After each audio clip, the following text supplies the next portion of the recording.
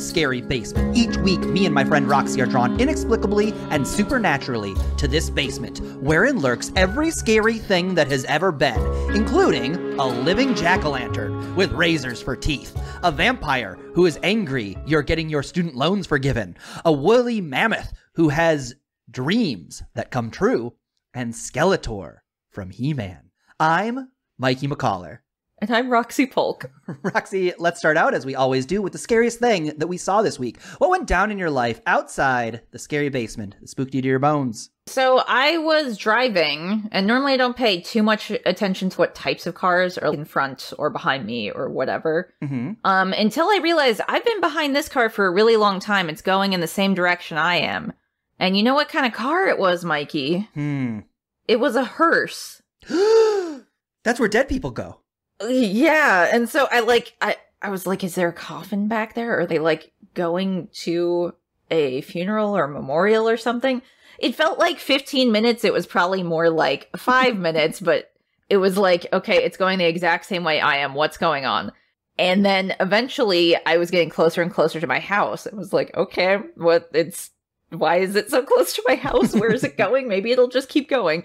And then I realized there's a mortuary just a couple blocks from my house. So It did actually eventually turn. I was like, okay, not going to my house. I didn't actually die, and I'm now like a ghost driving in my car and not realizing I'm dead. No, there's just some... That's exactly what I was thinking. Because, like, you don't think about this, but hearses have to go pick up dead bodies also. So, like, if they were going to pick up a dead body, how scary would it be if it drove to your house and picked up your dead body? You'd be like, uh-oh, I gotta readjust my way of thinking now that I'm dead. Now I'm a Twilight Zone episode, yeah. Very dead scary. the whole time. Ugh. But what about you, Mikey? What happened to you this week? My scary thing is not so much a horror thing, but it was the most scared I've been this week. Okay. Roxy, one of my favorite wrestlers, CM Punk, was facing Jon Moxley for the undisputed AEW World Championship. And they were like clearing the decks. They were like, there's an hour left in this program. We are sticking with this match as long as it goes. So I'm like, okay, we're in for a long, epic battle. Roxy, so are they trying to drag it out based on the timeline, or? Well, that's the thing. Like, if you got your two wrestlers set up to do a long match, you make it clear, like, this is going to be an epic battle between two of the best wrestlers in the world. Okay. And Roxy, my favorite wrestler, CM Punk, he lost to Jon Moxley in just under 4 minutes. Jon Moxley... out of an hour? Brutalized him.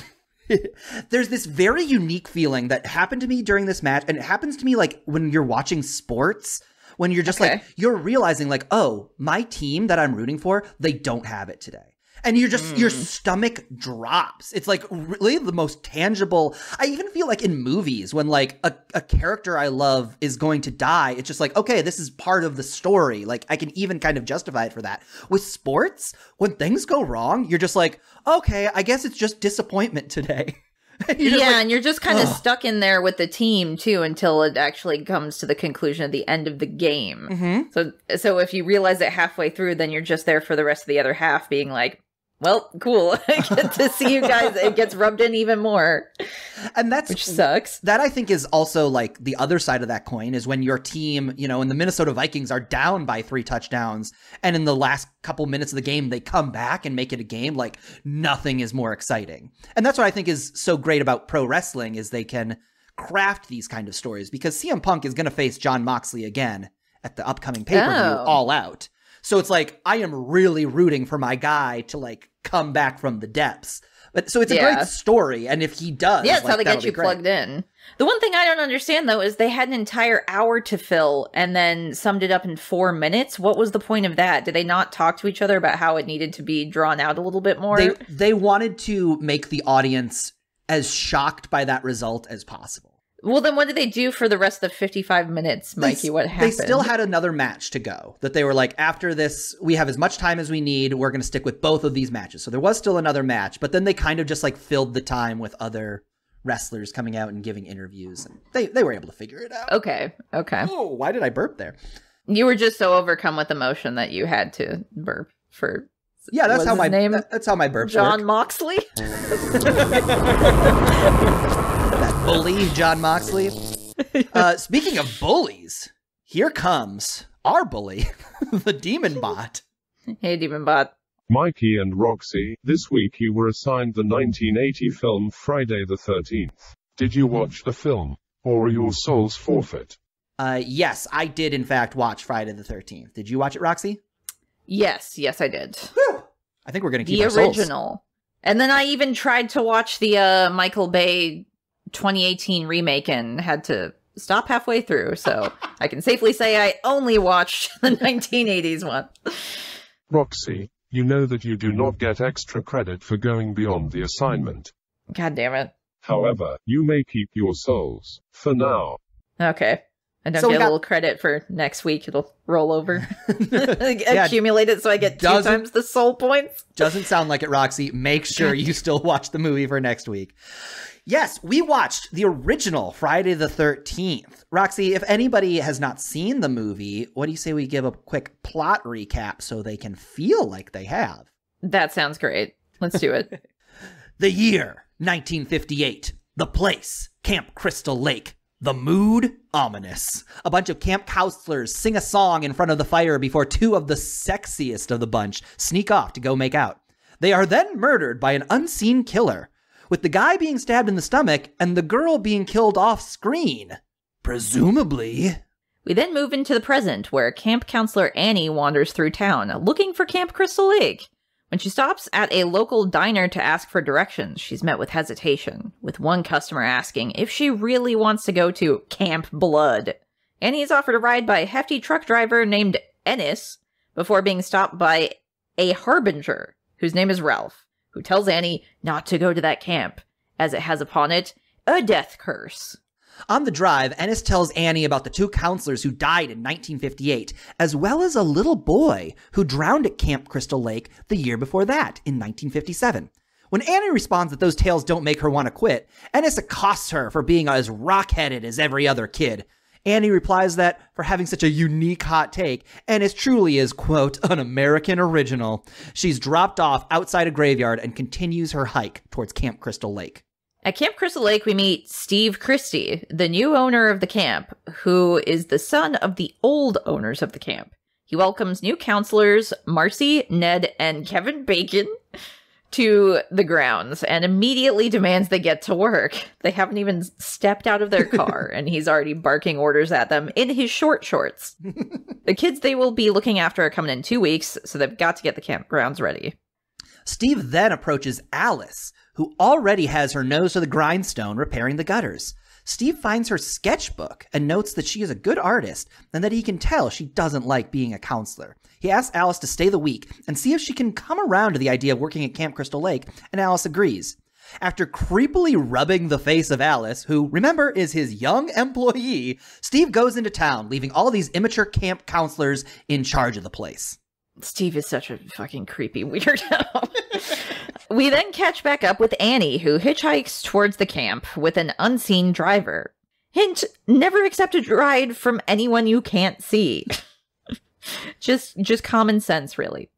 She then realizes this driver has sinister intent. Annie rolls out of the car and tries to escape through the woods. But no, the killer catches Annie and slits her throat. She's dead. Boy, is she. Back at the camp, everyone's having fun. Ned and new counselor Brenda are at the archery range having themselves a time, while Alice finds a snake in her cabin and screams, causing her friend Kevin Bacon to run in and kill the snake for her. But the good times come to a screeching halt when Harbinger Ralph appears in the pantry, again warning the teens that he's had dreams of them all dying if they don't leave the camp. Then, Ralph leaves without much fanfare. Without much fanfare, I think you mean like a 5-minute scene where he just rides away on his bike and we watch him ride away for some reason. Very weird. Then a thunderstorm rolls in. First, Ned follows a mysterious figure into a cabin. Then, Marcy tells Kevin Bacon she too has dreams of a red blood rain spattering all over the grounds, which of course gets both of them going. They sneak off into a cabin and have sex. Little do they realize, however, that Ned's stabbed and sliced up dead body is on the top bunk. Marcy then leaves to use the bathroom, leaving an unseen killer free to stab Kevin Bacon through the neck with an arrow from under the bed somehow. The killer then sneaks off to the bathroom to split Marcy's face in two with the hatchet. Back in the cabin, Alice, Brenda, and Bill. Oh, Bill's another counselor who is there. I don't remember when he first appeared. Anyways, those three play strip Monopoly before Brenda has to take off. Things are getting a little too sexy. She hears a child's voice calling out, "Help me," which she follows to the archery range. There, someone turns on the lights. But who? It's the killer. Big surprise. Big reveal. After Bill and Alice notice all their friends are missing, they find an axe on Marcy's bed, with blood and everything. Ready to call the police, they break into the office, but of course, the phone line's been cut. Bill goes outside to check on something. Who cares? He's gone. And a beat later, when Alice goes to look for him, she finds his dead body pinned to a door by arrows. Then, camp owner Steve returns and jovially greets the unseen killer. Then he gets stabbed.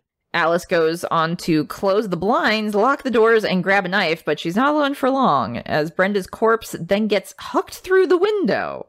And she's extra dead. Finally, some headlights illuminate the cabin. Someone else is here.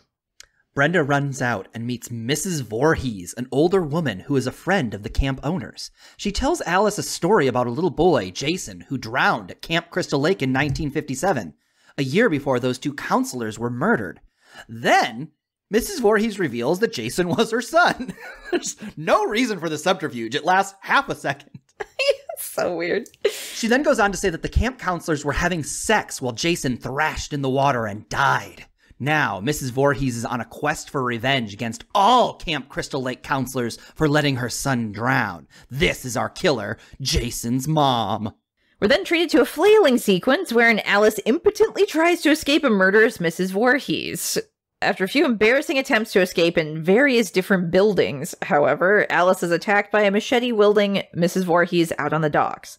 After a fight and a struggle, Annie gets a hold of the machete and swings for the fences. She is able to lop off Mrs. Voorhees' head with one powerful blow.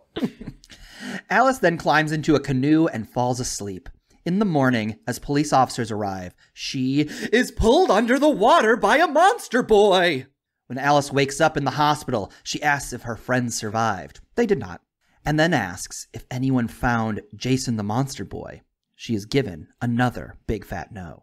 Alice then speculates that Jason must still be down there. And as we know from all of the sequels to this movie, he is.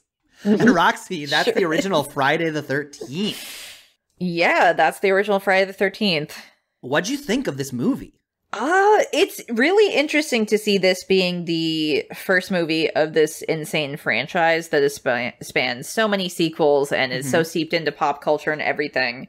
And seeing how they did a really interesting thing where you don't see the killer, so you have no idea who it is, and then it's revealed to be Jason's mom, of all people, who, by the way, she's, like, revealed to be the killer in the exact same scene she shows up and anyone is made aware of her, which is, like, that's a choice. Right. But this idea of having a mother who is this serial psychopathic killer who you wouldn't expect, because, like, you see in the scene where Alice goes to run out to her when she sees her, she's like, oh, this motherly, kindly-looking older woman who should be like a safe, kind of nurturing figure. She just runs and hugs her immediately. Right. You know, without knowing what's going on, because she gives that kind of comforting vibe. And then having that twist and turn to be like, oh no, she's actually an insane psychopathic killer. Right. She's gonna kill you. That would have been fun to play with for an entire movie. Yeah, instead of it just being for 2 minutes, maybe, when she shows up. This movie is structurally very bizarre. Like, it is. It truly is. We open with a murder, and then we're told very shortly after that the key moment when this story truly began, we didn't see, and it happened just before that murder. Like, this movie should have opened with Jason drowning. Yeah, I assumed it would. I assumed we were going to get that scene, and then we never did. Like, we watched Final Girls, which is very obviously parodying this first Jason movie, this first Friday the 13th movie. And even they show a scene, which is like the flashback of when the murderer gets tortured to become who he is. And the fact that they didn't do it here and we just hear it through her monologue is so weird. Such a weird choice. Yeah. And then we get a choice that I think if it were the only, like, weird choice, I would be like, this is very interesting and I kind of like it. But the fact that it's one of many bizarre little decisions in this movie, we're introduced to who we assume will be our protagonist, Annie. Alice. Annie. Oh, this sorry. one Okay, there is saying Annie correctly. and Alice. Yes. Sorry, you are. Yeah. You are. Sorry. Okay. Annie is the backpacker. Yeah. Yes. She's like journeying to Camp Crystal Lake. We're like getting to know the world through her. She seems like our protagonist. She meets the Harbinger. Killed. She has a sassy back and forth with the truck driver guy. Like, yeah, she's completely set up. There's no reason for her and Alice to both be in this movie. She should just get to camp and then be Alice. Like, they should just be one character. But they don't. Yeah. Like I said, if this were done in a vacuum, I'd be like, oh, that's kind of an interesting way to play with us. Like, it's sort of the Psycho idea, right? To kill your main character very early in the movie is to tell us that anyone can die at any point. But then they don't. Then they just go through this kind of, I don't know, it's hard to tell what was like unique for the time and what has become route because we've seen it so much. Yeah. But like, they just go through a really standard killing the characters you'd think would be killed at the time when you'd think they'd be killed. Alice is very clearly the hero. The Lori. Once Annie is dead. Yeah, she becomes the Lori. Yeah. And we kind of are off to the races for a really standard horror movie. It's just like again, I don't want to do this with every movie, but like to rewrite this movie, it's open with the Jason drowning scene. Mrs. Voorhees works there. Mm-hmm. So we see her in the beginning, and Annie becomes our main character, and she hikes into town, and she probably escapes. No, she doesn't escape the killer because Mrs. Voorhees there. She doesn't need to escape the killer. Who cares? She gets to the camp, and then she meets Mrs. Voorhees, and then Steve realizes she can draw, and he touches her face weird, and we just do the same story. And it all like kind of sits and like feels more comfortably like a story. Yeah, they could have easily combined them into the same character or just cut Annie, I think. Especially because then you have the Harbinger come and tell the counselors again. Like, there's 2 Harbinger scenes in this, which is so strange. And the second one, he's just, like, a cop comes by and is like, hey, there's, like, the town weirdo is running around. If you see him, just, like, let me know. That cop scene is also extremely weird, because, like, Kevin Bacon is high, and he's very lenient about it. He's just like, don't you smoking the marijuana, kid? Stop it. Okay, goodbye. Tell me if you see that weird guy. But he's just, like, in their pantry in the dark. So he's hiding in a dark pantry. And then Alice opens the door and finds him and screams. And then he just continues reciting his rant. Mm-hmm. And then the another girl, I think, Marcy, I think, shows up and is like, what is going on? And so he recites his Harbinger speech, then leaves, then hops on his bicycle because he bikes around. And the camera lingers on him as he bikes away into the distance for like 5 minutes, and then you never see him again. It's so weird. There's so many scenes that are just drawn out where it feels like it is to pad the movie for screen time. Like, this is also a very budget movie. I think it was maybe 44 or 55 grand to make it, which is insane how cheap it was. And then it made like millions. So it was extremely profitable. But there's times like that where it really shows its budget. Because like you're in this one location that is outdoors. A lot of the things are supposed to be kind of like maybe not run down or super well taken care of. So it's not like they had to spring for a really fancy kind of shooting location. They might have even known a guy. I can't remember. I read some facts of it, and I can't remember if they said anything specific about that. This movie does have a lot of I knew a guy vibes to it. Like, yes. Yep. Which I don't mind. It just feels like, I don't know if this is the case. It feels like Mrs. Voorhees is probably like a notable actor of her time. She is. It's very interesting, actually, her entire interaction with this movie. The only reason why she said yes to it when previously multiple other well-known actresses turned it down was because she needed a new car. And the cost of it was like 10 grand, and she was paid $1,000 a day, was there for 10 days, and it was enough to buy her car. So because she needed a new car and said yes to this script that she thought was garbage, by the way, initially, I don't know if she thought differently about it later. I'm sure she like looked back on the time that she spent there fondly, even if she still thought the script was trash. But just because she needed a new car, that we got a very iconic horror villain, which is kind of insane to think about. She's very much known for doing sort of like kindly, gentler roles. So she was also like, why the fuck are you asking me to do this? This is weird, but sure, okay, I need a new car. It does feel like because she's in the movie for such a short time that like, okay, we know we can only get this actress for a little bit of time. So like, let's do what we can. I want to also ask you, Roxy, about the supernatural aspect of this movie. Okay. Because we know going forward there will be a supernatural aspect. There will be a Jason running around. But this movie kind of can't decide if there's supernatural stuff happening or not. Like, really? Well, it just feels like the Harbinger, of course, is having prophetic dreams about what's going on. He's saying he is, whether he is or not, is debatable. Yeah. So he is established as this crazy person. So if this was going to be a completely grounded, realistic movie, it would be like, okay, yes, of course, he's just being his crazy Harbinger self. But then we also get one of the normal counselors who says, like, I have dreams about blood raining down. And so it's I completely forgot that even was a line until I read it in the summary that you wrote and was like, oh, I guess she did say that. Yeah. Ooh, okay. Truly insane. So how did it go? She said that, like, it was a reoccurring dream, or? It's something about, like, she's dreaming about a blood rain. And I want to say, this could be me making it up because I want my point to stand, but I don't remember. But I think she talks about it raining blood at a camp, and she's been having these dreams for this long. So it's like, is she just coincidentally having these dreams when she's going to go to a camp and get murdered? Like, there is something going on. Like, it's, again, if this was happening in a vacuum and everything else about the movie was like understandable, right? If it was opened with the Jason scene and we got the Annie comes in and acts as our protagonist, I would be like, oh, it's like an interesting thing that, like, they're saying something about, like, these kids are marked. They have always, like, their destiny was to go to this camp and get murdered. But it's not. It just feels like a weird, flimsy little, like, just decide who's gonna, like, if there's gonna be prophecies, just give them all to Ralph. Like, we don't need one of our characters that we're theoretically empathizing with to also be having prophecies.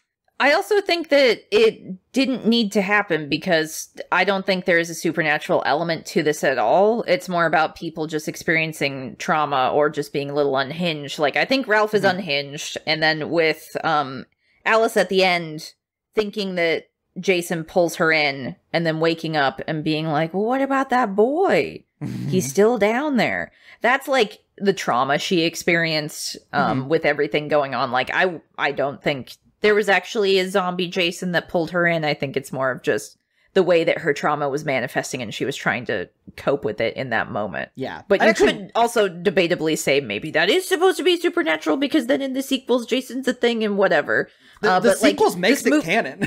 Yeah. The movie Jason on its own, I can't, so I don't remember Jason or Friday the 13th 2. If I've even seen it, I can't recall it. So I don't know if it's like he was alive that whole time or if it proceeds through then, like how that exactly ties in. But so it is that he's been alive the whole time. But as of this movie, the first one, he's not. It does make me want to rewatch Friday the 13th Part 2. I want to, yes. We got to find it somewhere. I think it might actually be on Peacock or something. Okay, great. Because, yeah, there is an interesting transition to be made. Like, if they say that Jason was just, like, in the woods this whole time. Because theoretically, he wouldn't have stayed a boy, right? Like, I think he would grow up and be muscle hulking death machine. Right. If it was a little haunted water boy running around, I think that'd be very scary. Yeah, that too. Could have been an interesting angle, which they definitely didn't do at all. I know that the second movie, he doesn't have his mask, so he's got like a burlap sack. Yep. And then the third movie is when he gets his mask. The third movie feels like they always do this in like the second season of a TV show. Like the first season of a show will like break everything. They'll be like, Coach Taylor is going to TCU and he's not going to coach the Dillon Panthers in season 2 of Friday Night Lights. And then there's like a couple, like 3 or 4 episodes where it's like, it's not the show you know because they've made that big change at the end of the first season. And then there's like an episode 3 or 4 where everything just gets back to normal. And we're like, okay, thank God. Coach Taylor's back. Smash Williams is back. We're back to where we were. And that's sort of how, having not seen it, Friday the 13th Part 3 feels to me. Like we can just sit back. Okay. We've got a hockey mask. We've got a machete. We got teenagers. We can just relax. Yeah. I do have one little fact. There was a death involved in this movie. Oh, what? The murder victim was a snake. Is that a real snake getting murdered? Yes. So, like, that snake that gets chopped up is actually killed on camera. But the thing is, they hired an animal wrangler. It's his pet snake that is trained, and nobody told him it was going to be killed. So they just hack up his pet snake on camera and then tell him, and he's like, what the fuck? You were just supposed to be borrowing my pet, and then you murdered it. That's insane. And so this movie literally has a kill count with this poor snake that was somebody's pet. It's so sad. Well, here's the thing. Listen, obviously I wish they would have told him or used a fake snake. Yeah, like it didn't need to have that. It didn't add anything to the movie to have this part where she like silently screams about a snake and then they kill it. But that's what I was going to say. I would argue that snake scene is vital because it's the only character arc we get in the movie. Character arc? Where Alice goes from seeing a creature and screaming for her friends and they come and kill it for her to at the end, she's the one who hacks the head off the snake because she's finally become enough of herself to kill a thing. It's a bad arc. It's not like emotionally resonant, but it is an arc. She does have a change, and therefore this is technically a movie. That whole scene is also just really goofy because all of them, like all the teens pile into in the room and there's like no soundtrack happening, but they're like jumping around on the bed and like flipping over the mattress and like squealing and jumping around. It's so goofy. And then Kevin Bacon hacks it. I love that scene and the archery scene a lot. Like, I think one thing this movie does really well is make it seem like we're just like a bunch of weirdo kids having fun. You know, we're at a camp, we're by ourselves. And actually, I think that kind of gets me, at least, into the big idea of this movie. Okay, go for it. What is the big idea of this movie for you? Allow me to present a case, Roxy, that this movie actually has... guys, Mikey just handed me a manila file folder with sticky notes tabbed, so I'm going to open this one right now. Read it and then burn it.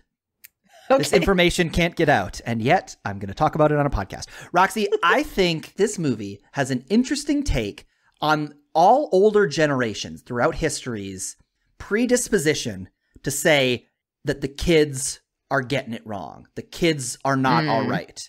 I'll say broad picture, the idea of clumping kids together, not as individuals, but as a group that are the youth, the kids, the counselors.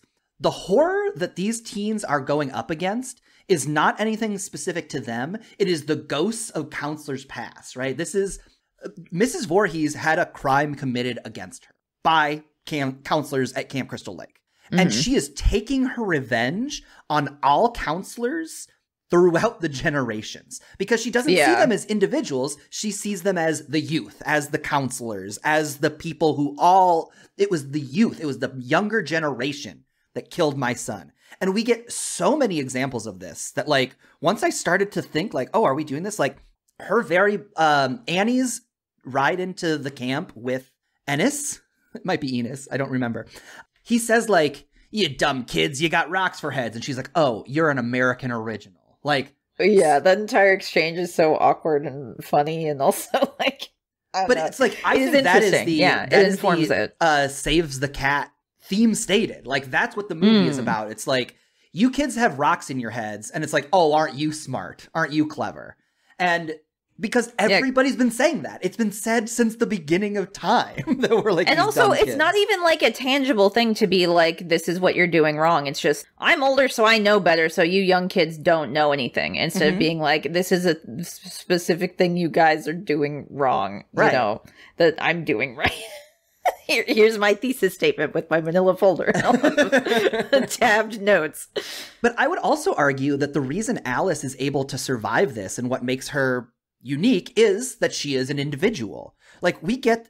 I think that this drawing stuff that they talk about in one scene at the very beginning with Steve, where he's, like, creeping on her... yeah, we should talk about that at some point, too. Like, he brings up this idea that, like, she's a good artist. And... that's like a kind of unique thing, and it's something individual to her, and it's actually like one of the great details of her character because it never comes up. It just makes her feel like it's not a plot point. Yeah, it's kind of a shame that they never, they kind of just said it in that one scene, like you said, and then we never really hear about it again. It's just a little bit of texture that makes her feel like, again, like an individual, and she so happens to be the only one who survives because everybody else is kind of a trope. They're like these young, they're very on the surface, sexy... like you don't know anything else about them besides, like, their tropes. Right. Yeah. Okay. Sorry, I didn't. So we have this nightmare woman who sees no difference between these counselors and the counselors who actually wronged her. She sees no difference between these kids with rocks in their heads that all of our people have. And she's going through and killing them. She's enacting her revenge because she doesn't see the individuality of these kids. Like, I think this movie is like a really smart way of just like shouting to the rafters, like, there's not a group of kids that are dumb and bad. There's individual people, and some kids are smarter, and some kids are dumber, and some kids are so obsessed with sex they're going to let a kid drown. And some kids are so obsessed with sex they're going to have sex underneath their bloody friend's body. But like, so distracted they can't even see it. Unique people, and I just like ended up being like really kind of inspired and moved by this movie. I thought that was like a really smart and interesting little point to be made. And it's like, I always say that like, I love a horror movie where the monster isn't just a monster who's killing at random. It's a metaphor for something that we all deal with. And certainly I've felt that, you know, I've been told by like adults that like, of course you're going to vote for Joe Biden because you're just a dumb kid. And it just like, it does kind of make you feel small and bad. And we want to fight against that. I don't know. That's my case. The case has been presented. You can accept it or throw it away. Roxy, what did you think was the big idea of the movie? Yeah, I'd say I agree with a lot of the stuff you said about that. And I think to kind of branch off from that, we have kind of a reverse Psycho situation where it is a mother killing for her son instead of like a son killing for his mother. Yeah. Especially where she literally has to speak in a childlike voice to egg herself on to like get herself to even be at a point where she can kill again. Like she's gone so off the rails that she just sees every camp counselor as the camp counselor who killed her son. So it's like a reflection of, hey, this is what happens if you literally just live in the woods and stew in your grief for like 30 years. Like you cannot move on. You're not even trying to move on. You've just decided to double down because living with your grief and this, I don't know, mirage, I guess, of her son that lives in her head is like more palatable to her than trying to accept that grief and live on without her son. Yeah. So it is like the way that a mother loves a child so much that she literally like lost her mind when he wasn't around. Especially because they don't talk about the father, so I don't know if she had any sort of support of anybody to lean on. I mean, she's just like also in the woods somewhere because she knew what's his name? Is it Steve, who's the guy who is running the place? Yes. Steve, yes. Is the new so, guy. like, Steve's family, whether she knows them or not, she says she does. I'm assuming she probably does because she was just living out in the woods, maybe. Like, in another cabin. He's familiar with her. Like, he is known. Yes, he does know her. Yeah. So, she didn't move out of this town where her son died. She just kind of decided to stew in her grief, and then it drove her mad. Which is like a cautionary tale in a way to be like, maybe this is not an acceptable way to deal with your grief, I guess. Right. Yeah. I mean, I like that a lot. Like this idea that she was in the woods, that she is both emotionally and tangibly in the woods. Like she never was able to escape after her boy died.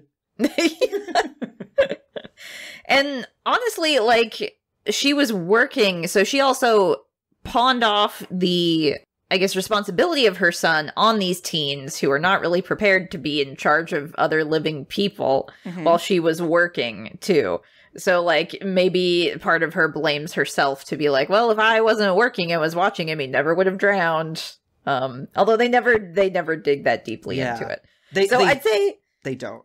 Yeah, they definitely don't. It's a lot more surface level. So I'd like to think that there's kind of threads of both of those things we talked about, and part of it is probably us looking a little too far into it based on what the movie is presenting as well. Yeah, that's fair. I think I feel like there's enough evidence for this like generational thing that like I think they were going into it with that.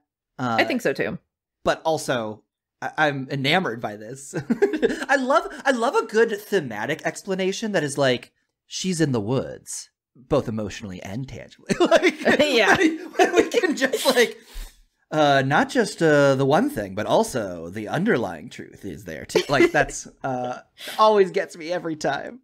I'd also like to bring up the POV shots that they did as well. So, like, they very vocally, like, stated that they were inspired by Halloween, by the first Halloween movie. So, the first Halloween movie starts with that POV of Michael killing his sister.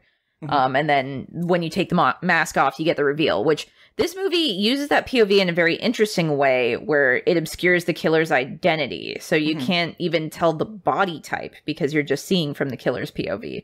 Yeah. And it does give little clues along the way, like when Steve gets killed.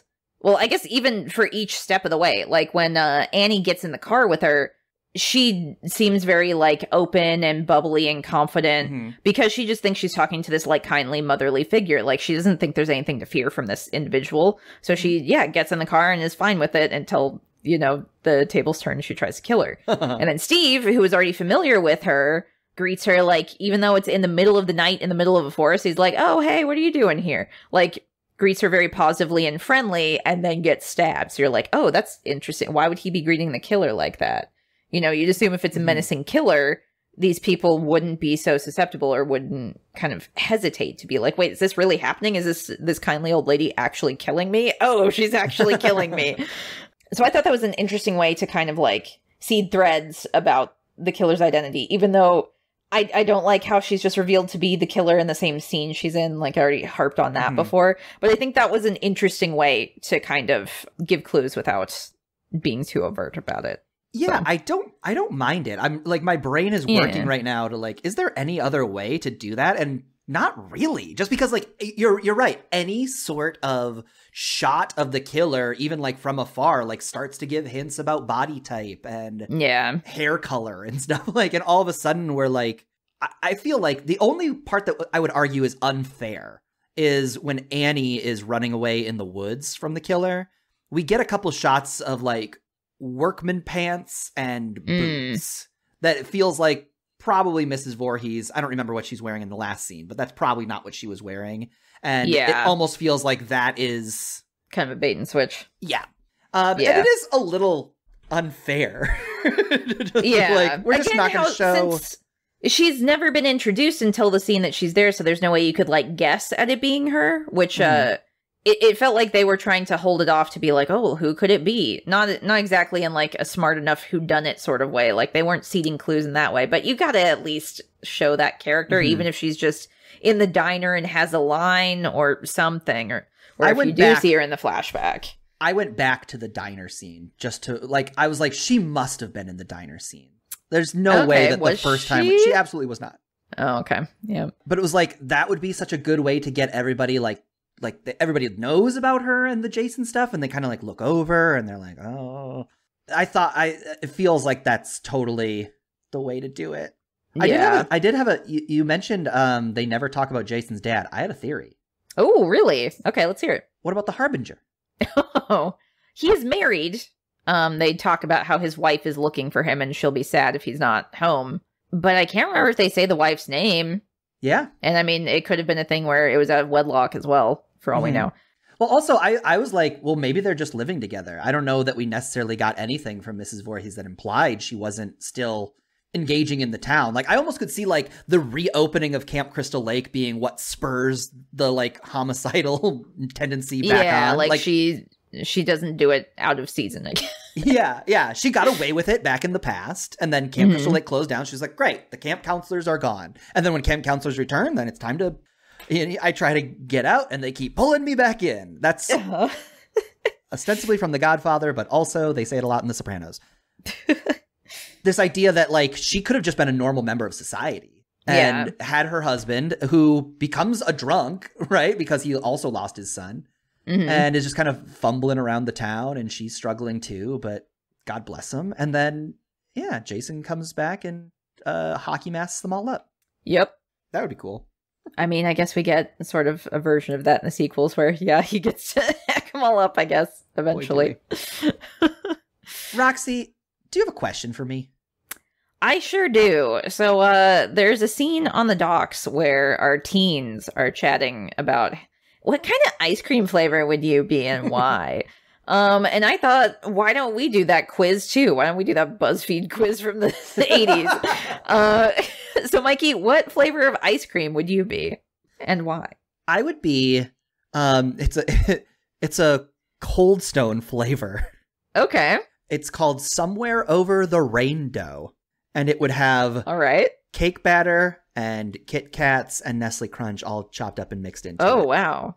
Because I wanna Roxy, eat that pun, Somewhere Over the Rainbow, is a lot. All of these extra mix-ins, it's too much. It's just an ice cream that is overthought. And the fact that I just presented a thematic case for Friday the 13th tells you how my brain works. And it is diving too deep for something that should be sugary and sweet. It's, I don't know. A good way to be. It's all still wrapped up in a tasty package, I'd say. It's still tasty ice cream. I agree. I am a tasty package. Yeah, there you go. Roxy, what flavor of ice cream would you be? So I struggled with coming up with this, so you might have to help me a little because your description was very succinct, I thought, when we were talking about this earlier. So I would say there's a particular kind of sorbet that I get that is raspberry with chocolate chips in it. That is very good. Very, very tasty. And I'd say because the raspberry is like tart. So you've heard me both on the podcast and off the podcast get like very intense about things, whether I dislike something intensely or like something intensely, which can kind of be overwhelming and a lot, like a tart taste would be. But then you've got these... You turn sour very fast. Oh, do I? When somebody like has upset you, when a creepy camp counselor touches a girl's face, you're like, I don't like him. Yeah. And but yeah, you're right. Contrasted with the chocolate, there's a lot of sweetness. Also, it's a nice swirl of both. Yeah, because like as much as I get into arguing about things that I don't like, I very much am like, hey, I want to share these things that I do like. You got that contrast. So it's a good flavor of ice cream for you to be, Roxy. Thank you. Roxy, on a scale of 1 to 9, since the number 10 does not exist in the Scary Basement, how likely are the events of the original Friday the 13th to happen in real life? So I said a 4 out of 9. Oh, interesting. Okay. So someone you don't expect to be a murderer is the murderer, and then they get away with it for far longer than they should have as a result. Notoriously happens all the time. Like, you and me both listen to the My Favorite Murder podcast, and the whole pillar of the community is always the fucking one who does it. Some guy who is a little too entrenched into people's private lives and gets this very nice guy image that people can rely on so he can get close to people and kill them and then be above suspicion. That happens way more likely than I wish it would. So I'd say 4 out of 9 with Mrs. Voorhees getting away with this for literally decades. What about you? Well, hold on. Your score is very low. It's not likely to happen, but it sounds like your justification was that it is something that happens a lot. Yeah, I guess it should be more than halfway because, like, I guess Mrs. Voorhees in this way doing it is normally not what you expect. Like I said, it's more like the pillar of the community type, but more of the concept of a murder who you don't expect. I guess it should be bumped up. I'd say, okay, I'm going to revise it. I'm going to say a 6 out of 9. Okay. Because officially changing it in my Word doc. I said a 9 out of 9. Did you? The most realistic movie I've ever seen. Both because we've always got we've got the thematics, we've got the trauma of losing your son and going ape. Like, sure, I can see that happening. It all feels very true. This is all could happen. Like, it's all. I think my big argument is, does one unusual thing lead to a series of heightening things? And I think that, yeah, like a kid drowns at a camp. That is a horrifying thing, but that could happen. The mother responds to that in a fucked up way, but like in a way that like tracks logically from that. Even at the end where she's like, but Jason, is he still out there? Like, this idea of like waking up from a dream and thinking it's real for a minute, like struck me as very true. I was like, oh yeah, of course. She had a bad dream and she woke up and she asked about it because she's just been through this unreal situation. Like that. For all of this movie's faults, it almost feels more realistic. Like, why should the prettiest, cutest girl who we happen to meet first in the movie be the one that's going to be the survivor? Like, yeah, it was kind of random. Ms. Voorhees is picking kids off as they come. It wasn't that, like, she wasn't concerned with the story arc of this backpacker girl. Yep. Well, I'll tell you one thing, Roxy. We did last week make a bet for Friday the 13th. Yes, we did make a bet. Classic kill count bet. You gotta with a slasher, especially like one of the first landmark slashers.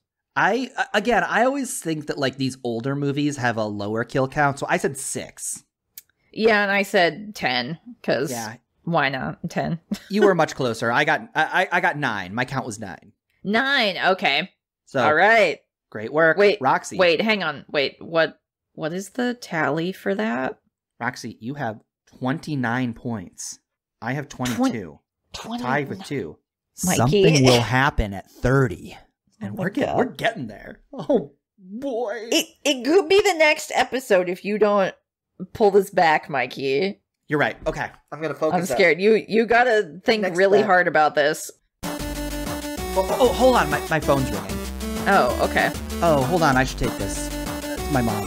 Hey, Mom. How are you? How are you? How are you? He asked me. Don't you know what day it is today? No, Mom. What day is it today? Oh, it's my half birthday. I don't believe it. My son, he never calls. He never writes. Right. Mom, listen, this is not a good time. I'm talking Friday the 13th with Roxy in the scary basement. Oh, Friday the 13th. Is that the one where Jason's mom goes out and kills all those teenagers to avenge her son? You know what? Now there's a mother that I can relate to. Hey, Mrs. McCullough, it's Roxy. Hi, nice to meet you. What do you mean you relate to Jason's mom? She was a murderer. Oh, okay, yeah, but she was devoted to her son. She gave her life for her son. And that's what I did for my children. And what do I get in return? I get no call, even on my half birthday. Hey, Mom, I gotta go. Oh, and that boy, that Jason, he came back in all of the sequels, and he got revenge against everyone who hurt his mother. Oh, would my son do that for me? I doubt it. Of course your son wouldn't get revenge for you. Jason kills people to get that revenge. Do you want a son who kills people? I want a son who honors his mother. And if that means murdering a few unruly teens, you know what? I'll say this. There are these boys in my neighborhood. They are outside all hours of the night. They're screaming and they're laughing. Oh, and they're skateboarding, always with the skateboarding. And does my son even offer to don a hockey mask or pick up a machete? No, he does not. Because my son doesn't love me. Hey, Mom, that's not true. I do love you. Oh, sure, you love me so much. You can't wait to get off the phone with me. Oh, I'm busy. I'm doing a podcast. Oh, my God, you're so important. All right, Mom, what's going on in your life? What's happening? Okay, well, I'll tell you. You know my friend Helen? You remember Helen? She lives next door to me in this god-awful retirement home that you put me in. Yeah, Mom, I remember Helen.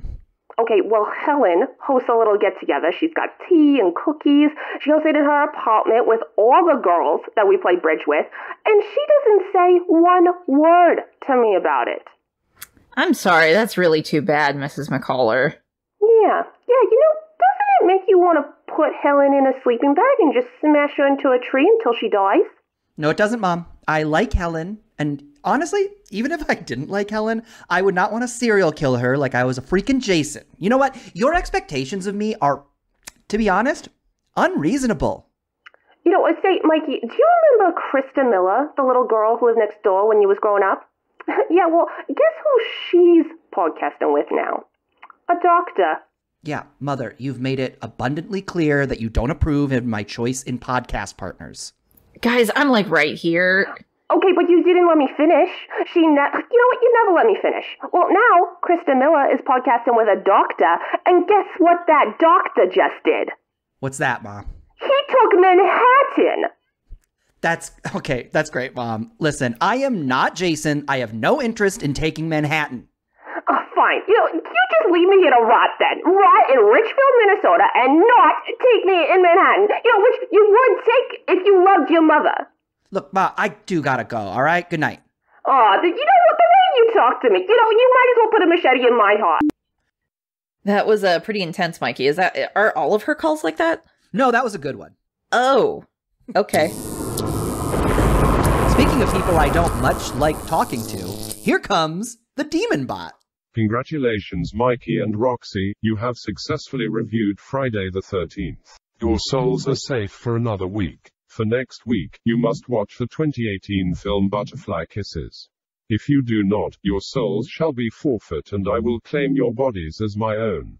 Okay, Roxy, so next week we are going to watch the found footage horror movie Butterfly Kisses. Is that right? Documentary? Who knows? We will find out. Yeah, so let's make a bet for that movie. Mm-hmm. I mean, the title is called Butterfly Kisses, so why don't we make a bet about how many kisses are going to be in this movie? And butterfly kisses do count. Yes, butterfly kisses or real on with using your human mouth or monster mouth or whatever is in this movie. And to clarify, a butterfly kiss is a little like when you get your eyelashes close. And you both blink, and then your eyelashes mingle like two butterflies. It's very cute. The idea of like putting your eye to someone else's eye, it sounds very strange in concept, honestly. I don't think I've ever done that in my life. But so how many do you think will occur in this movie, Mikey? I'll say 3. Okay. I will say 6, because I'm gonna guess that's how the killer kills people, and there's gotta be a high body count, right? That's smart. And also any romantic kisses you get to count. Yeah. Going high was probably smart. I think we're gonna hit 30 next week. Okay, maybe I should change it to 1. Shit, I already said it. Okay. That's locked in. All right.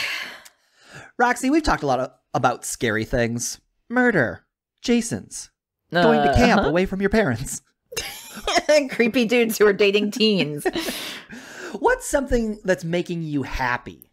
So the thing that's making me happy this week is I finally chatted on the phone with a friend I haven't touched base with for like a long time. Like, Aww. I don't know about you, but just something about phone calls makes me more anxious as years progress. I don't know what about it is. It's just like, just text somebody, then they can read it any time of day, and, they can plan around their schedule and everything. So I've become more and more used to just not doing phone calls, not scheduling phone calls, which sucks because then I lose touch with folks. So I'm glad I finally had like a nice long phone call yesterday with a good friend who I haven't touched base with in a while. And I was like, yeah, you know what? Maybe it's not so bad really to do phone calls. Like, get over this phone call anxiety. What's up with you? You're like, you're not 10 years old.